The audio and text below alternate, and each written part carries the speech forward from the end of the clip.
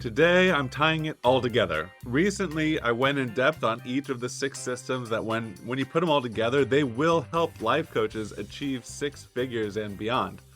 I usually say that you implement these systems and you see a steady stream of clients on autopilot.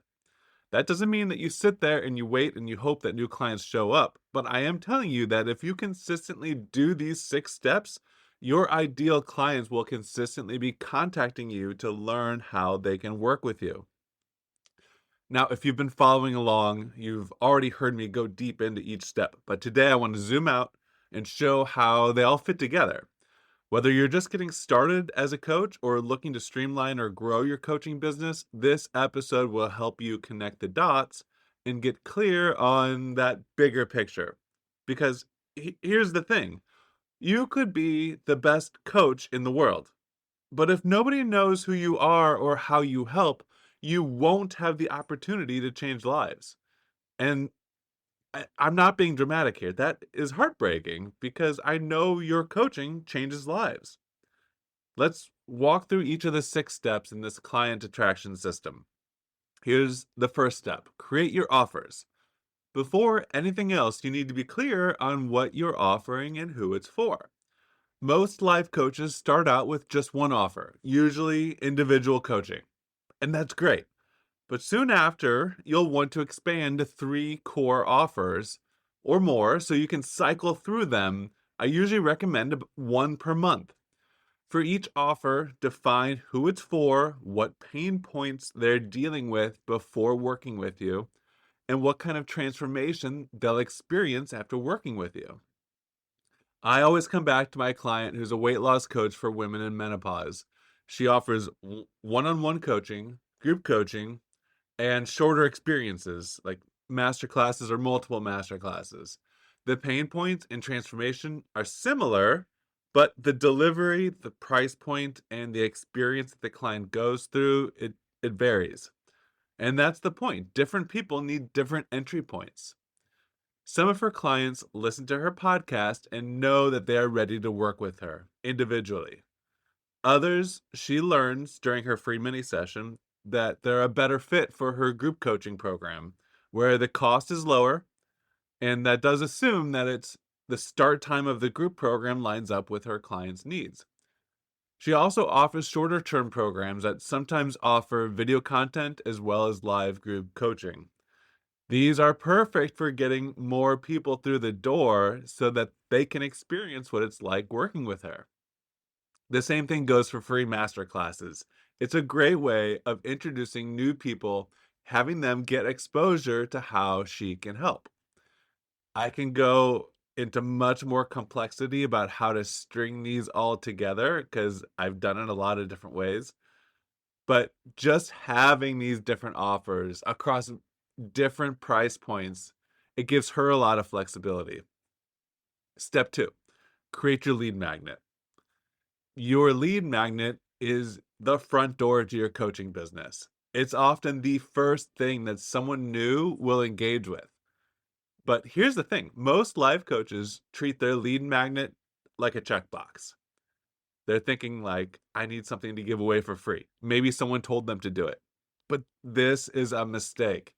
Your lead magnet sets the tone for your business. It should help your ideal client solve a small, relevant problem, something specific that gives them a quick win.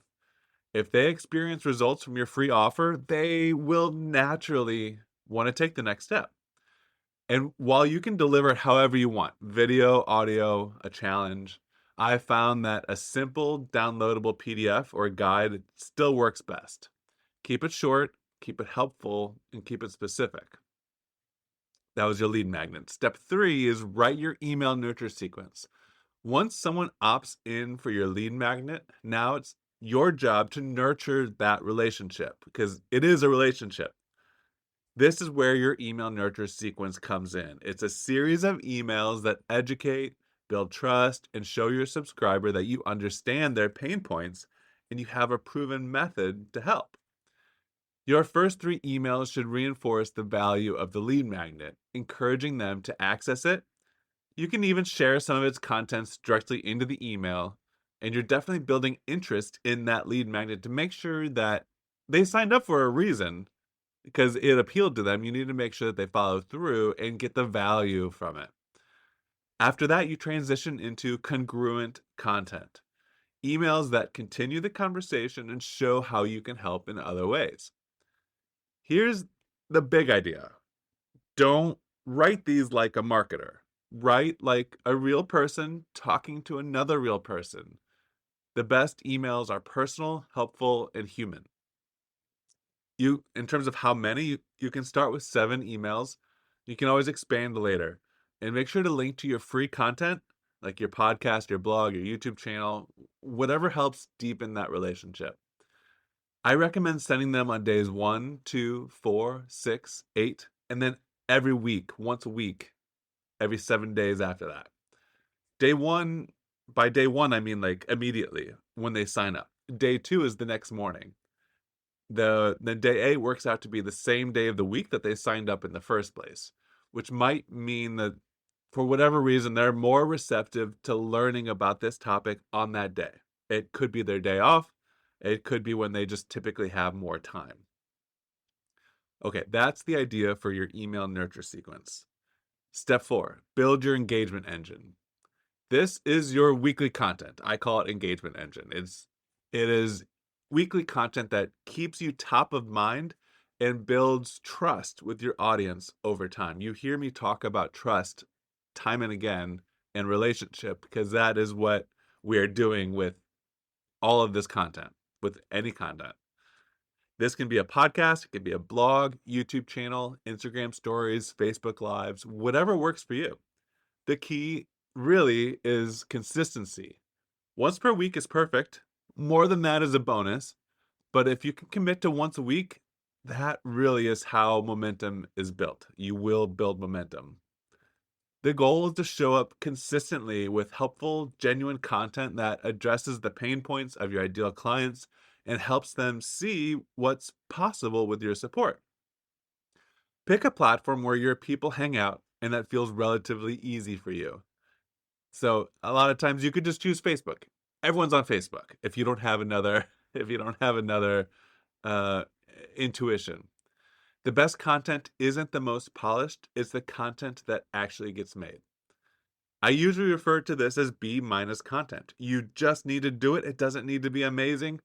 Over time, what you consider a B minus ends up being pretty darn good and eventually becomes great. That was step 4. Step 5 is promote your offers consistently. Now that you've built a relationship with your audience, it's time to make offers. This is where a lot of life coaches freeze up. They don't want to sound pushy. They don't want to sound salesy. But here's what I teach. Selling is just showing people how to get from their current pain to their desired outcome.